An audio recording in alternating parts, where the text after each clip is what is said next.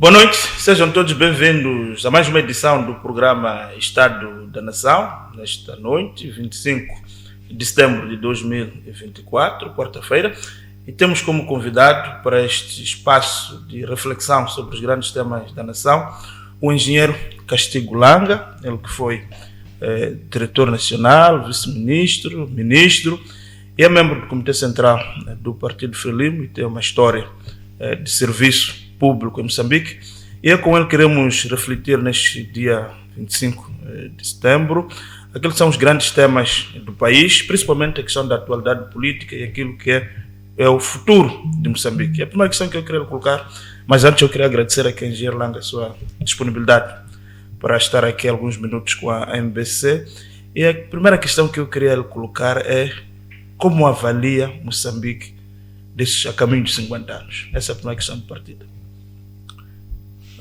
Muito obrigado pelo convite.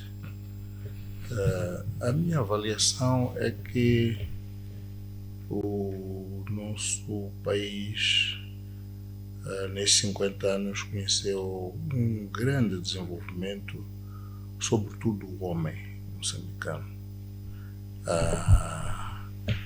As suas qualificações, a sua perspectiva de vida cresceram muito, e é por isso mesmo que, porque a economia do país não se desenvolveu tanto, então há assim um sentimento de alguma desilusão. Aquilo que era a expectativa do moçambicano naquele tempo não é a mesma que as pessoas têm hoje. O moçambicano, naquela altura, no tempo colonial, a sua expectativa era, sei lá, ir ao John, trabalhar nas minas, voltar, ter uma família mais ou menos estável, um e outro conseguia ingressar aí para o serviço, para ser enfermeiro, professor ou alguma coisa assim do gênero, e pronto, e tinha uma profissão. Mas hoje não, o moçambicano desenvolveu-se. É preciso lembrar que na altura da independência o nível de analfabetismo era muito elevado, era cerca de 95%. Portanto, grande parte das pessoas, as suas expectativas eram muito limitadas. Mas hoje não. As pessoas desenvolveram-se, estudaram, formaram-se, têm uma visão muito ampla. E, portanto, nesta perspectiva, eu acho que fez-se muito ao longo disto. Portanto, esta é em resumo como eu vejo. Eu lembro de um episódio pessoal. Eu já estava na universidade, devia estar no terceiro ano, talvez, quando a minha avó um dia me pergunta: olha lá, tu afinal, quando é que tu vais para as minas da África do Sul para vires casar? Portanto, ela nem sequer estava a perceber o patamar em que eu já estava. Ela ainda pensava que o neto ainda tinha que ir à África do Sul trabalhar nas minas para vir casar. Portanto, é aí onde eu vejo, portanto, aquilo que é a grande obra que se fez ao longo desses anos todos. Mas do ponto de vista daquilo que foram os principais ganhos, fala aqui da questão da educação. Há quem diz também que provavelmente se a independência não tivesse sido feita, ou não tivesse havido o chamado 7 de setembro, provavelmente não teria desembocado com aquelas situações que aconteceram, com aquela dembandada de milhares de portugueses. Partilha dessa ideia, que provavelmente sem o 7 de setembro, aquela violência toda, as coisas teriam sido mais tranquilas. Eu penso que sim. Quando diz 7 de setembro, portanto, refere-se àquela intentona dos saudosistas, sim, que tomaram a estação de rádio e desencadearam a violência. De facto, eu penso que se não tivesse havido aquele episódio que resultou em violência, primeiro violência de próprios colonos contra os moçambicanos, que depois se revoltaram e houve matanças. O processo era capaz de ter sido muito mais suave, porque a política da Frelimo é que não estava a lutar contra o povo português, estava a lutar contra a dominação colonial. Alguns portugueses que estavam aqui eram pessoas pacíficas. Eu estudei em tempo colonial, tive colegas que eram amigos, estávamos aí, convivíamos, não tínhamos nenhum problema. Mas o sistema era. E, aliás, alguns que se foram embora a correr nem sequer eram portugueses, porque eram brancos apenas. Eles tinham nascido aqui, alguns nunca tinham estado sequer em Portugal. Mas aquilo gerou medo e as pessoas acabaram saindo. E as consequências da forma como aquelas pessoas saíram daqui foram más. Porque, por exemplo, muitas das fábricas, das empresas que funcionavam aqui eram deles. E porque naquela altura os moçambicanos não eram integrados na gestão, não eram formados, etc., a saída daqueles portugueses é que provocou a paralisação praticamente dessas instituições todas, dessas fábricas, dessas empresas, que passaram a ser dirigidas por aqueles que estavam lá, que eram pessoas que não tinham qualquer formação. Era o homem da secretaria, era a pessoa se calhar um pouco mais habilitada ali, mas que não tinha qualquer conhecimento de gestão. E pronto. E o que é que o governo fez na altura? Teve que intervencionar essas empresas porque estavam abandonadas. Aliás, eu acho que se calhar este é o momento para clarificar uma coisa. Fala-se muito da nacionalização de empresas, que a Frelimo nacionalizou todas as empresas privadas. Eu acho que é uma interpretação um bocadinho errada. Aquilo que foi nacionalizado de facto foram coisas como a terra, agências funerárias, escolas e coisas como e saúde. E depois, mais tarde, foi a banca e mais tarde também foi a refinaria, que era a Sonarep. Mas o resto das empresas foram intervencionadas porque estavam abandonadas. O Estado teve que intervir e nomear comissões administrativas, mas que eram essas comissões administrativas que muitas daquelas pessoas não tinham quaisquer qualificações para gerir empresas e, portanto, estavam condenadas ao fracasso. Para além de todo aquele contexto da Guerra Fria, não é?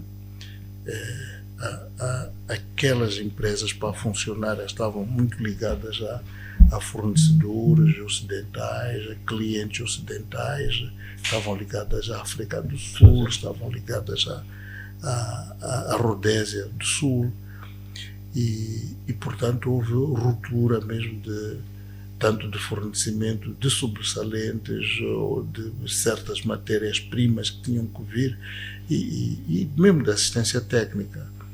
Portanto, o contexto em si era desfavorável. Era muito desfavorável para o funcionamento daquelas empresas. De modo que é isso. Depois, pronto, quando do terceiro congresso, decidiu-se para a economia centralmente planificada, onde portanto, a gestão da economia era centralizada no Estado,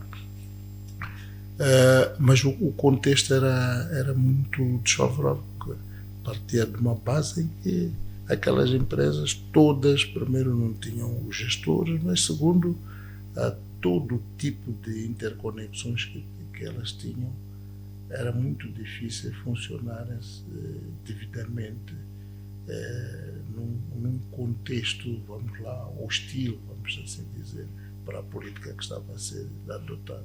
Naquela altura.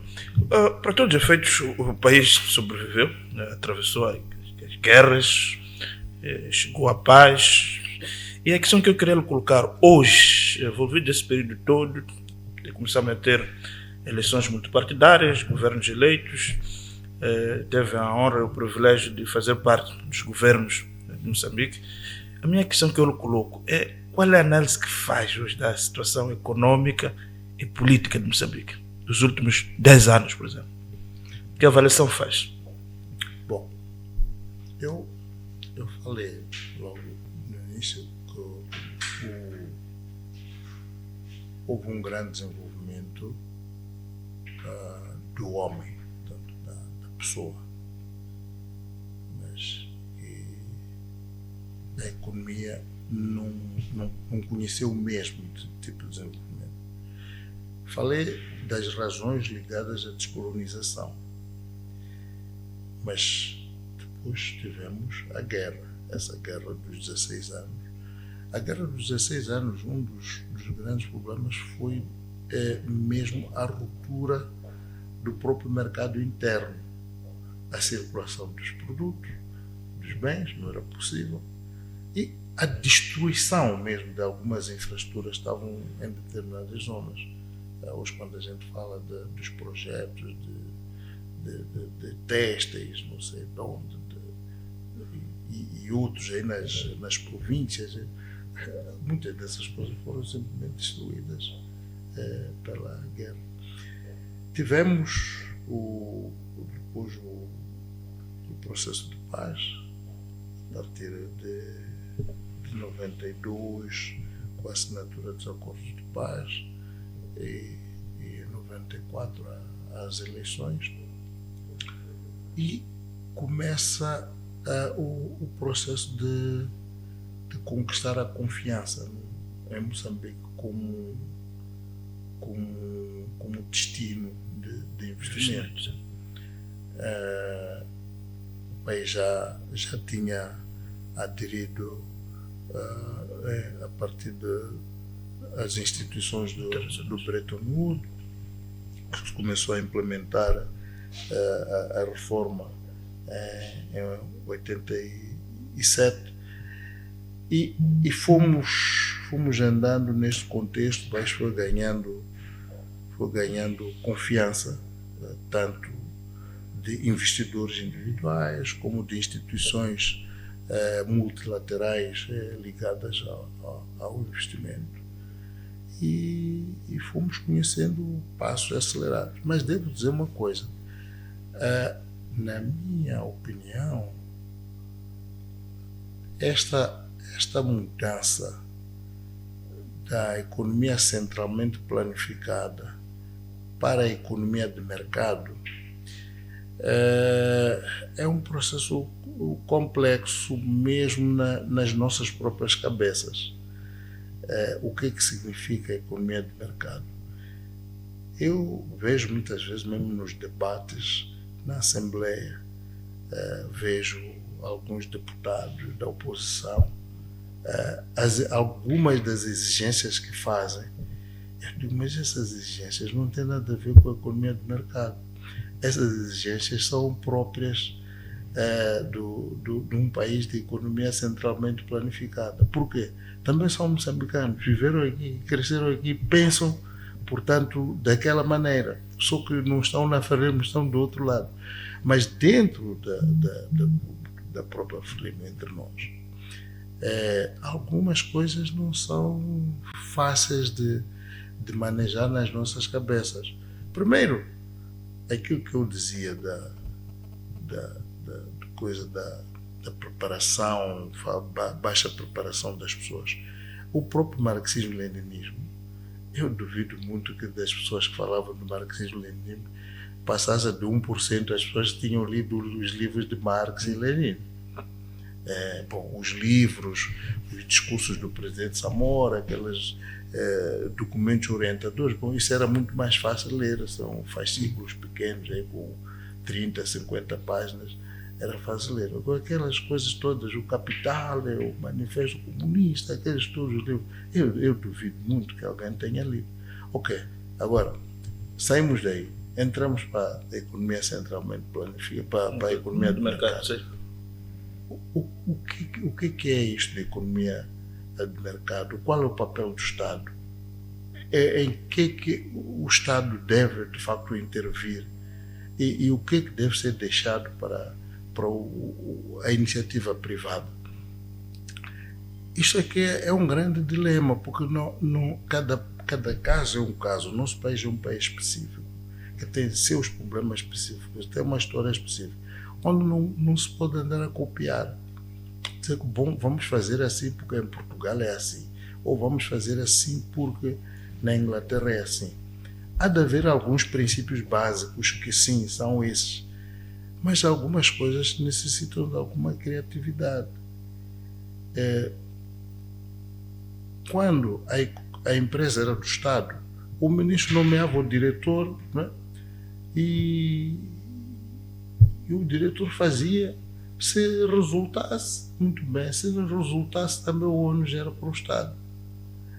Agora, a empresa tem que ser dele, mas ele sabe gerir a empresa. Ele tem o conhecimento, sabe como é que se faz um plano de negócio, sabe como é que se faz um estudo de viabilidade, tem os meios. O funcionário que está no Ministério, que tem que lidar com ele percebe perfeitamente o que é uma empresa privada. Há de haver, por exemplo, a visita de um dirigente que quer visitar uma empresa. Vê o funcionário, vai lá, ele já decidiu quando o dirigente vai visitar e como é que deve ser o programa, porque na cabeça dele acha que o empresário tem que obedecer, mas a empresa é dele. Você vai lá, é para ir pedir, queremos visitar, tem que articular com ele e perceber como é que ele pede. Mas nem sequer o funcionário do Estado que está lá ainda não percebe. Portanto, temos um caminho longo a percorrer até percebermos qual é que deve ser o papel de cada uma das partes. Temos associações, como, por exemplo, a CTA. A CTA. É uma boa associação para os associados que estão lá, mas qual é a capacidade, né, dessa CTA de educar o moçambicano que tem iniciativa empresarial de chegar até lá? Não é possível. Aqueles estão lá, muitos estão preocupados com os seus próprios assuntos. Agora, se até assim, podemos discutir legislação, assuntos gerais. Agora, a empresa que está lá nos confins de Moçambique, é Pafure, é Mandimba, não sei aonde, é preciso que o próprio governo tenha seus meios para apoiar aquele indivíduo, ele a perceber como é que ele deve organizar a sua empresa para ser competitiva, né? Para ter os seus produtos no mercado nacional e até competir no mercado regional e global. No meio disto há problemas, cadeias de funcionamento do mercado. Como é que isso se faz? Alguns produtos que ficam lá não são produzidos, não são transportados, porque não há meios. De quem é a responsabilidade? Será que isto aqui há de se resolver por si? Há de haver um e outro caso, que há de haver um empresário que há de descobrir como oportunidade, não é, para pegar aquela faixa do mercado e cobrir aquele déficit. Mas algumas coisas não podem ser dessa maneira. É preciso uma certa liderança, né, que termine aquilo que seja, chamaremos a estruturação do mercado, orientada para que as cadeias do valor funcione, as cadeias de produção funcionem. Portanto, isto é o que eu posso dizer. Houve avanços muito grandes,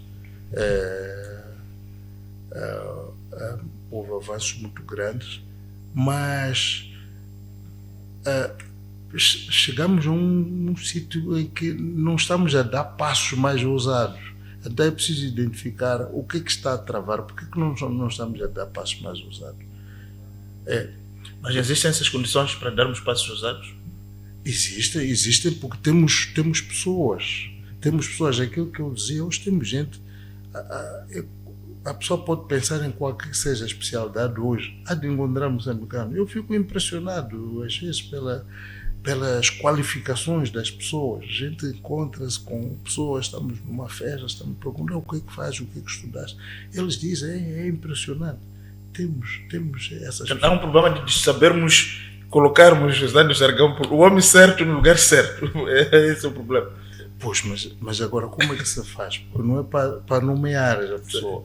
No Estado podes nomear, mas algumas pessoas não é para virem para o Estado. Elas existem, estão aí no setor privado, na vida deles. E é daí onde uma das coisas que eu tenho defendido é que o Estado devia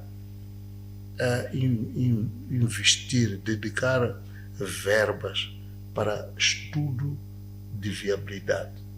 Por quê? Porque as instituições financeiras, como os bancos, jamais não dão dinheiro para isso. O estudo de viabilidade é por conta da pessoa que vai fazer o negócio.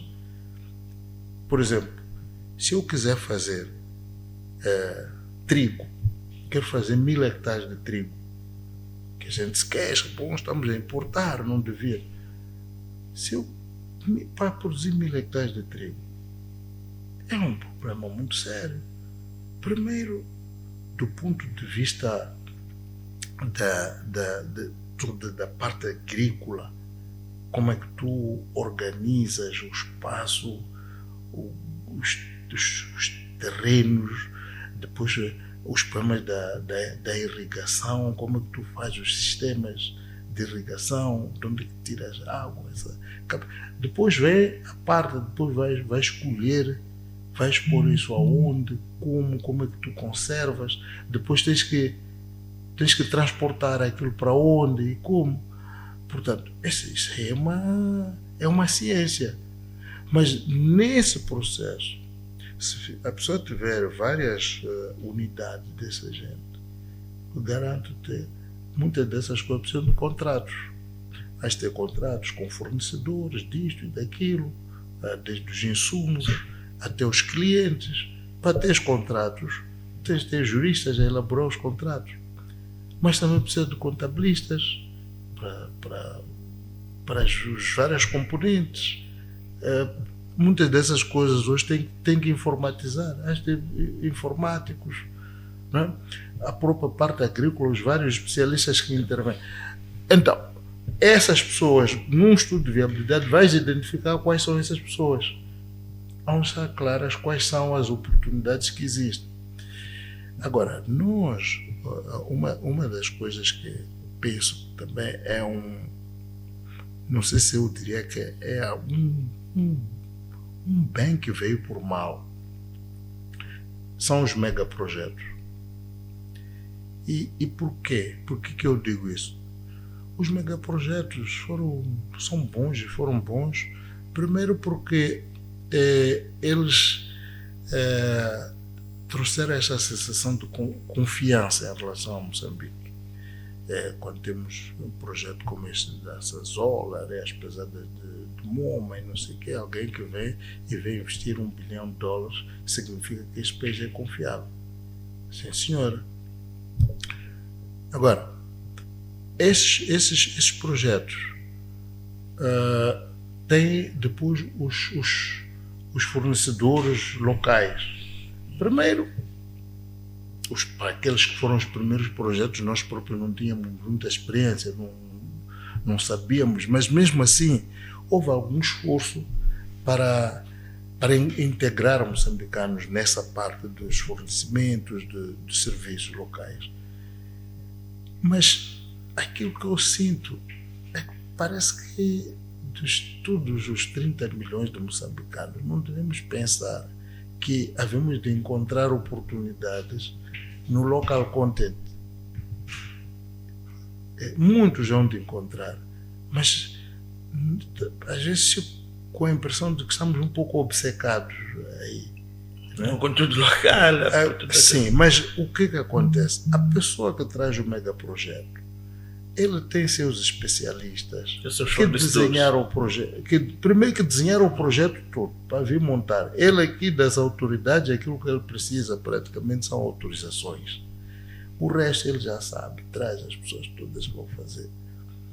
Agora, a parte do conteúdo local, ele até pode ajudar, mas nós tínhamos que ser mais dinâmicos a ver de que forma provarmos que temos capacidade. Ele não precisa de trazer ninguém da África do Sul, nem de nenhum sítio, nós temos capacidade. Então, temos que capacitar as pessoas. Mas, mesmo assim, desses 30 milhões de moçambicanos, não vão todos apanhar a oportunidade ali. E o resto, que estão fora disso, o que eles fazem? Nós voltaremos a discutir essa questão também. Ainda bem que fala de que Moçambique investiu muito na educação. E o maior desafio hoje é como colocar essas pessoas a terem emprego, ter renda na segunda parte. Vamos também discutir a sua qualidade de membro da Frelimo, qual tem sido o seu contributo neste processo, porque pronto, a Frelimo é o partido do governo, queremos perceber de si, obviamente, o seu contributo, mas também a sua responsabilidade, porque foi governante e também é membro do Comitê Central. Estamos a entrar agora para um novo ciclo. Qual é o seu pensamento de Moçambique nos próximos 5 a 10 anos? Nós voltamos dentro de instantes. Até já.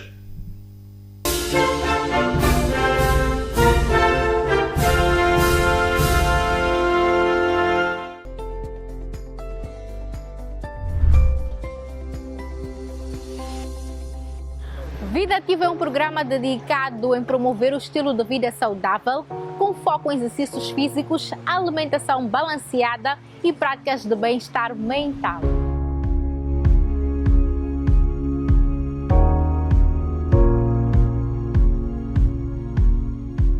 Cada episódio aborda uma temática específica, trazendo especialistas de saúde, nutricionistas e profissionais de educação física para oferecer dicas valiosas.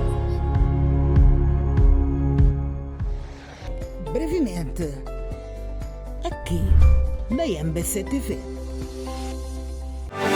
Vem aí!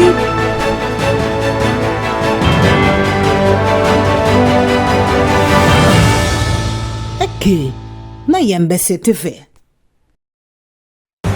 Vem aí!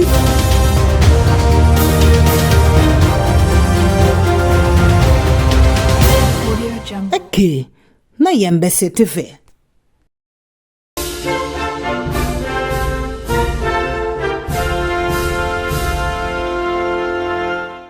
Uma vez mais, boa noite, estamos de volta para a segunda parte do programa Estado da Nação. O engenheiro Castigo Langa é o nosso convidado desta noite. E nesta segunda parte falávamos muito dessa questão dos megaprojetos, para depois entrarmos na questão do programa econômico da Frelimo. E uma das questões que se fala muito de fato em Moçambique, há muitas reuniões sobre conteúdo local, sobre oportunidades de negócios, e de fato ninguém levanta essa questão de que o megaprojeto vem aqui em Moçambique, ele já sabe de tudo, o que ele vai fazer, portanto não vem aqui. Como é que os moçambicanos então podem ter acesso a essas chamadas oportunidades de negócios? E não havendo oportunidade de negócios, hoje, por exemplo, fala-se muito da renegociação, não havendo oportunidade desse lado, o que nós fazemos com a outra franja dos moçambicanos? Porque há muita gente hoje em dia procurando por emprego. Bom, é assim, o nosso país é muito rico, portanto, tem um grande potencial em termos de recursos naturais, da sua localização estratégica. E quando nós falamos em recursos naturais, não estamos a falar apenas de pedras preciosas, gás, não sei o quê. A própria terra, a água, né? E temos uma série de potencialidades nesse sentido. Agora, o ponto é nós temos que primeiro a visão estratégica, e felizmente já houve trabalho nesse sentido. Tivemos aquela visão 2025, agora tem-se estado aí a refletir sobre os próximos tempos, grupos. Eu vi o próprio governo aprovou estratégicos. Agora, primeiro, instituições para cuidarem dos assuntos. E algumas instituições até temos. Há dias eu fui convidado pelo Instituto de Promoção de Pequenas e Médias Empresas para dar uma palestra. Eu nunca tinha prestado muita atenção ao detalhe da instituição, mas depois que eu fui lá, sentei-me com eles, eu vi o que eles estão a fazer. Eu vi que é uma instituição com um potencial muito grande, pode dar uma grande contribuição, mas é preciso que ela seja levada mais a sério, para que essa instituição possa ir até a aldeia mais remota, para pegar as pessoas que têm ideias, que estão a tentar fazer coisas e ajudar essas pessoas. Não é? Portanto, isto é importante. Agora, é necessário também que haja... Dizia-me que há muitas pessoas, algumas dessas pessoas estão desenquadradas no sentido de que não encontram um fórum, né, onde podem debater e apresentar, portanto, ideias. É necessário que essas coisas sejam debatidas. Por exemplo, estamos a falar da agricultura. Há algum fórum onde as pessoas que estão na agricultura, especialistas vários, podem debater assim, livremente, ver quais são as perspectivas, o que é que se pode fazer. Disso podemos falar nos mais diversos domínios. Portanto, que haja, portanto, este debate, para criarmos consensos. Nós perdemos muito tempo a discutir política barata, cada um diz que é o fulano fez, que eu vou. Mas no fundo, a grande parte das pessoas que estão nesse debate, é verdade que estamos todos preocupados com a situação do país, com a situação da juventude, do emprego, etc. Mas quando olho para alguns dos debates, eu sinto que não, essas pessoas são capazes de estar mais preocupadas com a sua própria acomodação do que em procurar a solução para o problema. Então, isto precisa de liderança para encontrarmos, portanto, os consensos de como é que devemos fazer. Porque eu dava exemplo, na palestra que dei outro dia, dava exemplo da indústria da madeira. A indústria da madeira, nós podemos ficar todo o tempo a reclamar que estão a levar madeira em torno, estão a tirar. Enquanto não houver uma iniciativa robusta para que a madeira seja transformada aqui em Moçambique e haja moçambicanos que sintam que podem ganhar muito dinheiro com a madeira transformada aqui em Moçambique, a madeira vai sair. Vão corromper funcionários das alfândegas, vão fazer 30 por milhão para a madeira sair. Agora, se nós nos sentarmos para resolver o problema da madeira, afinal, lá para onde a madeira vai, o que é que eles fazem da madeira? Não? Tu vais para a China, has de apanhar uma estrada de não sei quantos quilómetros até, uma zona de mobiliário. Has de andar casas, tudo aquilo que fazem mobiliário. Exportam para a Alemanha, para os Estados Unidos, para não sei aonde. Eu pergunto, mas por que então nós aqui não podemos ter uma iniciativa robusta para termos mobiliário de qualidade aqui, para nós exportarmos? Aqueles que vêm buscar a madeira aqui dificilmente serão interessados em fazer isso. Mas nós podemos fazer nós próprios aqui. Mas por que não fazemos? Mas aí está aquilo que eu dizia no início, que nós saímos da economia centralmente planificada para a economia de mercado, mas ainda não encontramos a maneira de como é que nesta economia de mercado nós pegamos usando uma expressão trivial, de que maneira é que nós seguramos o touro? Ainda não encontramos, mas a maneira é simples. Essas instituições que nós criamos, do tipo IPEM, não é?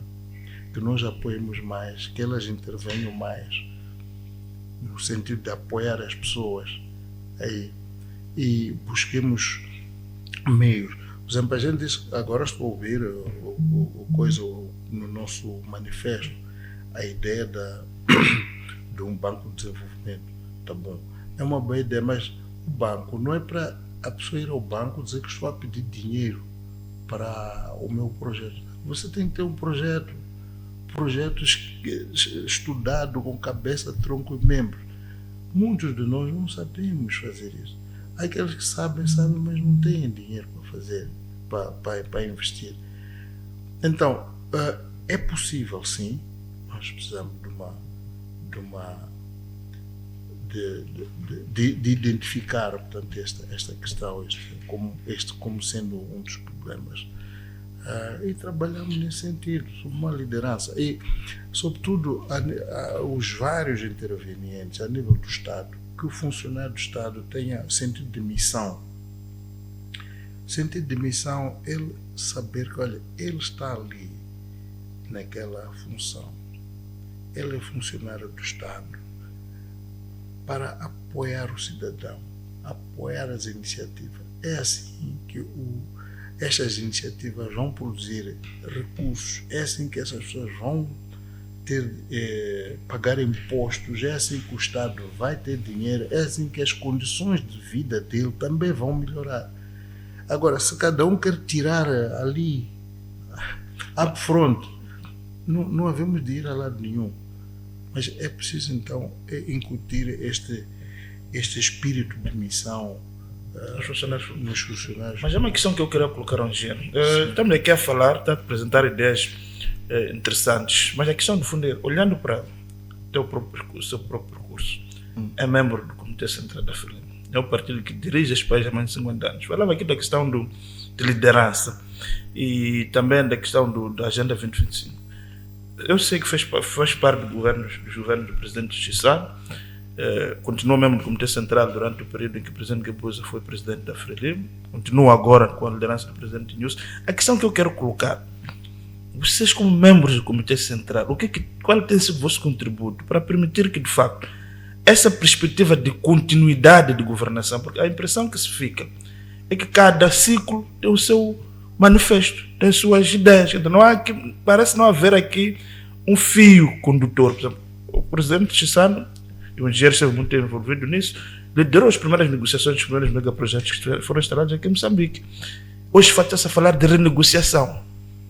Que análise faz com isso? Como é que nós podemos garantir que o país esteja de facto pensado a longo prazo, não numa perspectiva de quem quer? Essa é a grande questão, no fundo. Eu acho que temos que ir para lá se queremos de facto termos um país que é levado a sério.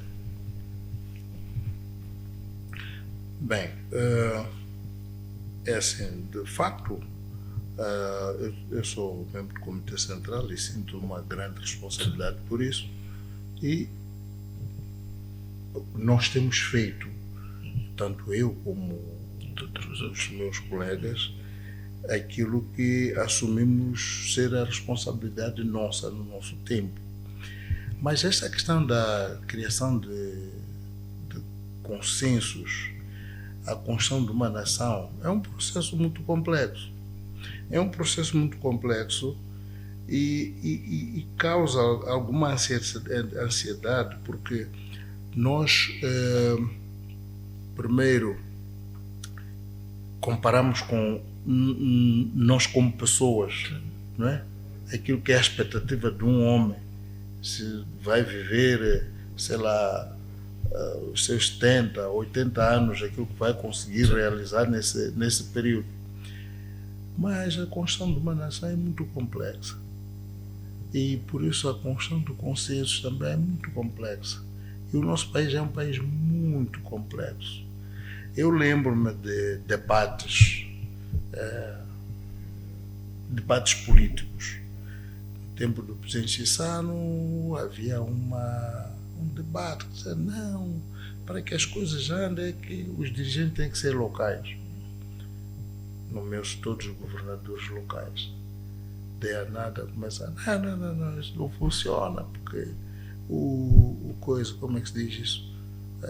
Depois os próprios governadores começavam a ser incomodados, porque a tia, o primo, não sei o quê, e pronto, o pessoal locais já não preferem. E pronto. Mas também convencemos-nos de que, afinal, o problema não estava aí. Então, vamos agora para a presidência. Não é? Em vez de nós discutirmos aquilo que é a complexidade da construção de uma nação, não, o presidente, os gente do Sul já não pode, o presidente tem que ser vencedor. Tivemos agora o presidente do Norte, o presidente Inhussa, fez um trabalho excelente, esforçou-se, mas os problemas continuam. São muitos. Então, nós temos que acertar no debate o que é que nós temos que debater de facto para o nosso país ir para a frente e deixarmos de estar a debater coisas superficiais. E muitas desse tipo de debates que nos desviam daquilo que deve ser debatido são trazidos por indivíduos que não têm qualquer valor como eles a acrescentar, mas precisam de espaço. Então, usa esse expediente tribal aqui para conseguir uma sua acomodação, né? Sabe, traz esse expediente. Exatamente. Que não é necessariamente o mais importante. Mas... Não é o que nós temos que discutir. Então, nós temos que acertar naquilo que nós temos que debater como agenda nacional para o nosso país andar para frente. Em relação ao manifesto, o que tem aqui, do ponto de vista que acha que é importante, é a agenda nacional? Olha, em relação ao manifesto, eu devo dizer que os manifestos da Frelimo todos são bem escritos. Desde que começamos esse processo de multipartidário, os manifestos são muito bem escritos. Agora, eu vou dizer uma coisa.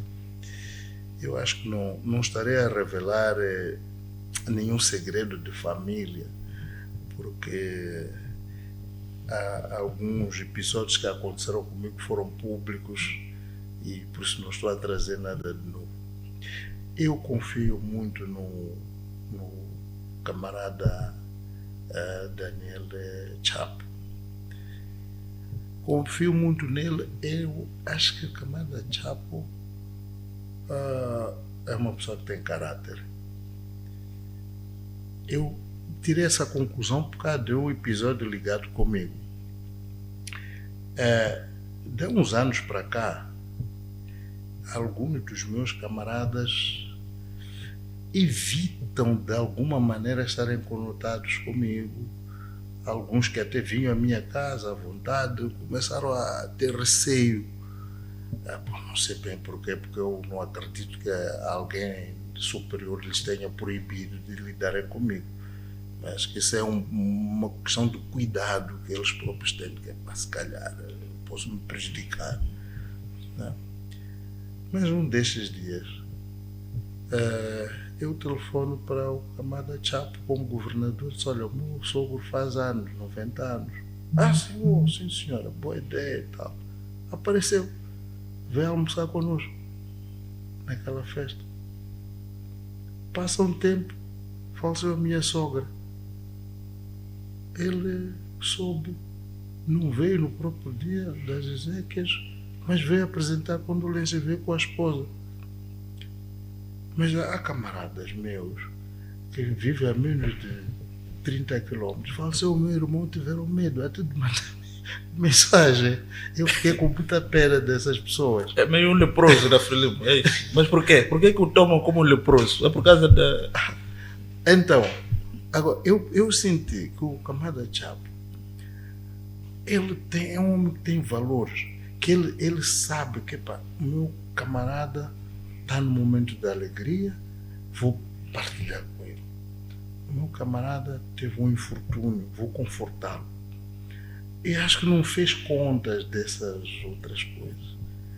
Então, essa pessoa, eu acho que tem caráter. Agora, qual é a questão, quando a gente, qual é o valor de alguém que tem caráter? O valor de alguém que tem caráter é que há aquelas coisas que tu sabes que isto aqui não se deve fazer, que a sociedade não aprova isto. Não precisa de lei, que seja lei a proibir. É que tu sabes que isso não se deve fazer. Portanto, consegues pôr limites a ti próprio. O indivíduo que não tem caráter não se coloca limites. Ele pode dizer uma coisa agora e logo a seguir vem dizer uma coisa diferente. Mas daquilo que eu vi, tanto do Kamada Chapo, tanto o trabalho todo que ele fez, e este episódio ligado a mim, eu digo, não, esse homem tem caráter. E então, eu penso que aquilo que ele diz, quando diz que vai liderar pelo exemplo, ele vai liderar pelo exemplo. A questão da meritocracia. Quando ele diz que vai defender a meritocracia, ele vai fazer isso. Eu acredito. Até que ponto essa questão da meritocracia é central, é fundamental para o futuro de Moçambique? É importante. É importante. Tu não podes meter indivíduos em funções só para a acomodação das pessoas, sobretudo funções executivas, não é? As pessoas têm que ser pessoas que sabem o que é que vão lá fazer, que têm mérito. E portanto, isto é fundamental para que o país se desenvolva, para que todos os processos decorram como deve ser. De modo que é isto. Eu penso, olha, voltando um pouco atrás, eu disse, olha, nós viemos da economia centralmente planificada, não sei o quê, tínhamos a ideologia, que era o marxismo, o leninismo, etc. Eu penso que hoje, para as circunstâncias em que nós estamos, uma das coisas mais importantes, que não se chama ideologia, que se chama uma outra coisa, um princípio, é o primado da lei. Que a lei esteja acima de tudo. Portanto, o mérito, o primado da lei, o debate, essas coisas vão fazer, portanto, o nosso país andar para frente. Muitas dessas nós falamos de megaprojetos que vêm de fora. Nós hoje temos capacidade, temos gente e conhecimento para muitas dessas coisas nós próprios fazermos projetos grandes, mas temos que estar articulados, temos que debater, tem que haver o cumprimento da lei. Não pode haver funcionários que no meio disso interferem nos processos por razões de aproveitamento disto ou daquilo. Portanto, esta é a avaliação que eu faço. Eu penso que com o Kamada Chapo o nosso país estará em mãos seguras, o nosso país vai conhecer um grande desenvolvimento, porque as capacidades existem. Mas há uma questão que eu quero colocar em dia. Temos notado sempre na Frelimo que há uma ideia de acreditar que sempre chegará o homem providencial, né? Quando é eleito um presidente, um candidato começa a ter virtudes. Não será também um erro que a Frelimo comete a cada ciclo, no sentido de, mais do que acreditar na força das instituições, começa a acreditar, digamos, em capacidades sobrenaturais da pessoa, do candidato que depois é presidente, e faz com que, de facto, esta pessoa acaba se convencendo de que é mais iluminado que os demais. Não é um pouco mais disso também? Bom, é assim. O risco dos holofotes, os holofotes são maus. Os holofotes são maus se a pessoa não se cuida, não é? pode, de facto, descarrilar. Pensar. Agora, entre as coisas que a pessoa deve fazer para evitar ser vítima dos holofotes, é também o cuidado de quem é que se rodeia. Porque esta questão da sugestão, de eu rodear-me de pessoas que me querem convencer de que eu sou como é que chama? Sou tipo Deus, posso assim dizer, não é bom, né? Isso é tóxico.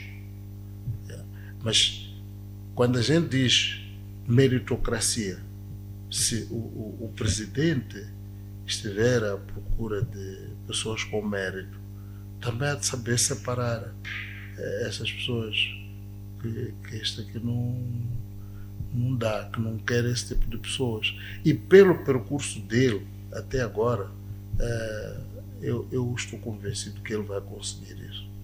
Agora, infelizmente, o estilo de liderança de cada pessoa, não é possível nós termos uma tabuada, cada um a ter o seu próprio estilo de liderança,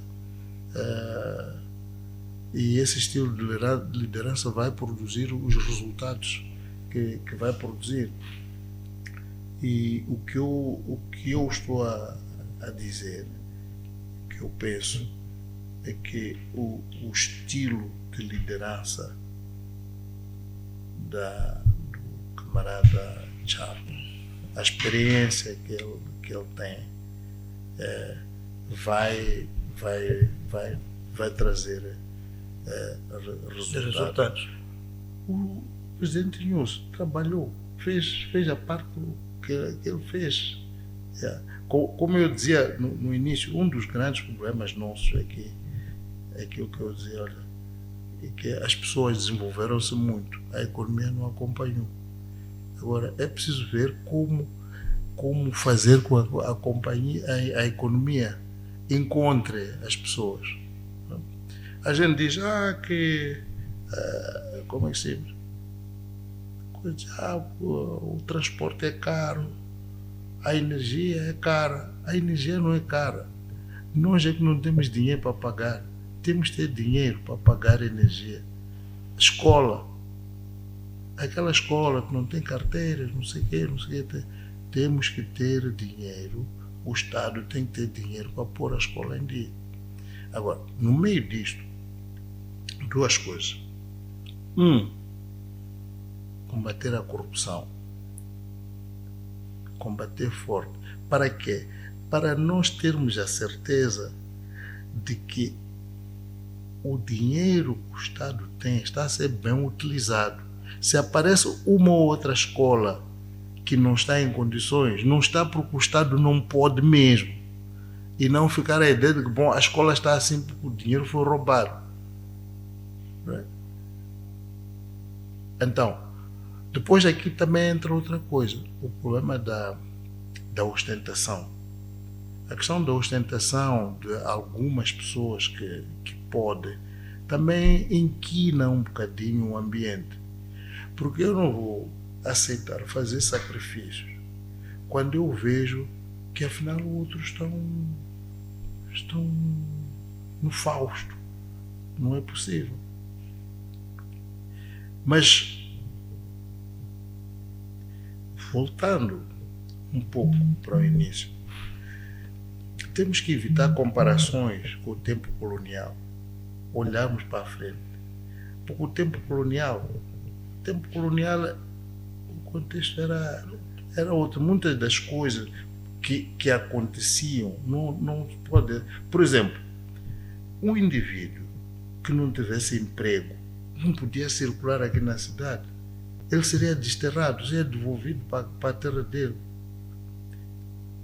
Lá na aldeia, havia recrutadores que traziam as pessoas para você vir aqui ser empregado doméstico.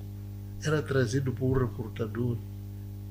O outro recrutava para ir trabalhar na África do Sul. na cana, em Chinavana, recrutava para ir trabalhar na África do Sul. Portanto, quando nós comparamos, eu digo, não sei, eu nunca ouvi a minha mãe a pedir dinheiro ao meu pai para ir ao cabeleireiro, ir a não sei aonde. Mas hoje as senhoras querem ir ao cabeleireiro, querem fazer as unhas, temos que ter dinheiro para fazer isso. Portanto, o contexto é outro, não vale a pena algumas dessas comparações. Cidade de Maputo, ruas buracadas, está bem, mas quantas pessoas estavam na cidade de Maputo? Quantos carros nessa altura? As pessoas que viviam aqui no meio da cidade, como eu digo, eram pessoas que todas tinham emprego, pagavam. Então, você não trabalha, não fica aqui.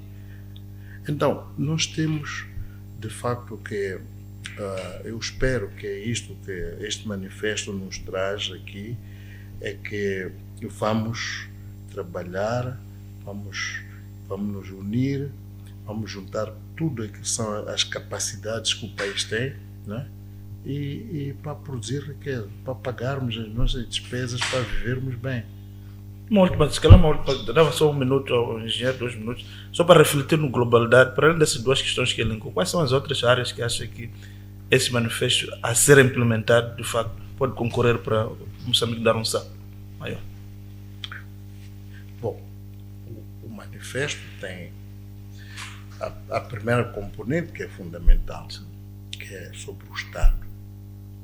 A questão da paz, o Estado de Direito, que eu, de alguma maneira, referi-me a ela, a unidade, né? A educação, também falei. Mas nessa questão da educação, também há componentes. A gente fala muito, por exemplo, da educação do técnico profissional. Eu ouço pessoas a falar da escolas de artes e ofícios. Mas tudo isto tem que ser visto no contexto, porque a escola de artes e ofícios daquele tempo não pode ser a mesma de hoje. Aquela escola de artes e ofícios, a criança saía de lá, um rapazote com 13, 14, 15 anos, já quando saía pronto para ir trabalhar, com um nível de 4ª classe. Hoje, o 4ª classe é uma criança que tem 10 anos. Essa pessoa não tem condições para ir trabalhar em lado nenhum. Portanto, temos que pensar de que é que nós estamos a falar. Porque falamos no desenvolvimento econômico, mais ou menos eu dei aqui ideia. Mas a questão das infraestruturas. Nós temos que ter, portanto, infraestruturas robustas. Mas, de novo, podíamos dedicar um tema só para a questão das infraestruturas, mas nós hoje temos investido muito dinheiro nas infraestruturas que envolvem empresas de fora que vêm fazer. Nós temos que nos capacitar para sermos nós próprios a fazer. Mas há uma relação entre infraestruturas e sustentabilidade. Por quê? Se fizermos uma boa estrada, mas que aquela estrada depois não transporta valor, não há de haver dinheiro para a sua reabilitação. Então é preciso que naquela estrada circule valor, circule produtos que foram produzidos em diferentes lugares que podem pagar depois a reabilitação daquela estrada. E tem o domínio das relações internacionais. Moçambique tem uma importância geoestratégica muito grande e, portanto, é preciso saber como navegar no mundo complexo de hoje. No mundo complexo de hoje, como lidar com a região. Porque Moçambique é um país demasiado apetecível, né, por aquilo que tem. E saber defender-se não é só com armas, tem que saber defender-se também pelo tipo de relações que tem, pela forma, portanto, como usa, portanto, aquilo que é o seu potencial para convencer todas as partes do benefício mútuo, né, e poder, portanto, caminhar em paz e com sucesso. Muito obrigado, engenheiro. Ficaram aqui as suas reflexões ao longo desses 50 minutos.